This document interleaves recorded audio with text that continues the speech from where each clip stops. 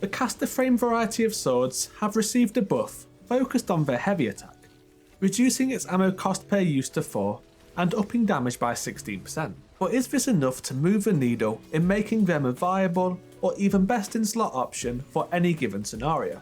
A good place to start will of course be the damage. I've got 3 swords here of the non-class specific archetypes: the Bequest, an adaptive frame, the Dragoncult Sickle, a caster frame, and the Slammer, a vortex frame.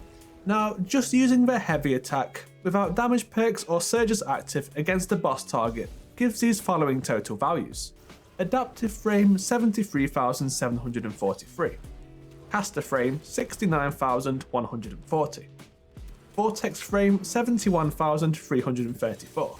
And all things considered, it does look like the 16% damage buff has brought caster frames in line with the other options. And they now use 4 ammo, which is also in line with the adaptives, and 2 less than vortex, which use up 6 ammo per heavy attack. But it is also worth considering that heavy attacks aren't even usually worth it for single target DPS or ammo economy on any of these archetypes.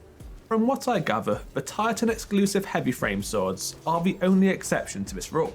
But since these damage values are so close, what really matters is the roles and utilities available for each archetype. And as it turns out, the 3 swords I've selected for testing are, I'd say, the current best for each archetype. Convenient that. So starting with adaptives, this is why it has to be the Bequest. It being craftable gives it access to Enhanced Surrounded, a 41.75% damage increase by just being near 3 or more enemies.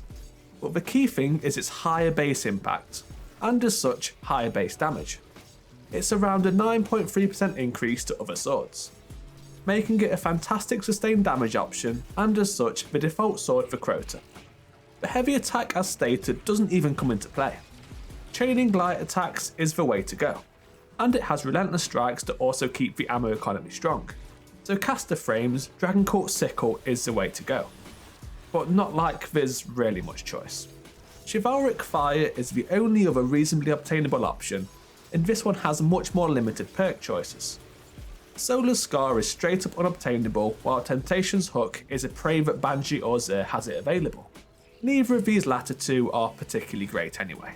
Dragoncult Sickle has the unique combination of Assassin's Blade and Surrounded, so you're double dipping into damage perks, which when active together provide a huge 55% damage boost.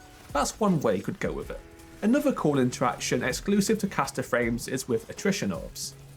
Attrition Orbs on swords requires 10 hits to activate.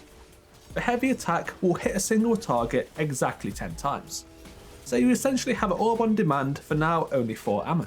This should not be underrated. It can provide access to surges, heals with better already, activate class verbs such as Devour or Woven Mail, and more. Also, Attrition Orbs rolls as a static perk on the Chivalric Fire too, if you would prefer a void option. And for vortex frames, they have only very recently got some pretty good contenders.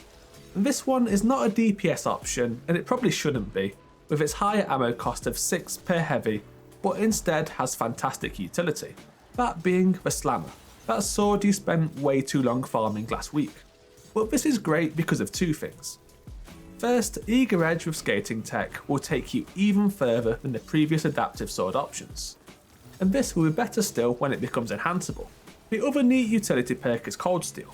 This adds slow to any attacks, which might not seem like much, but it allows the Slammer to stun both Overload and Unstoppable champions.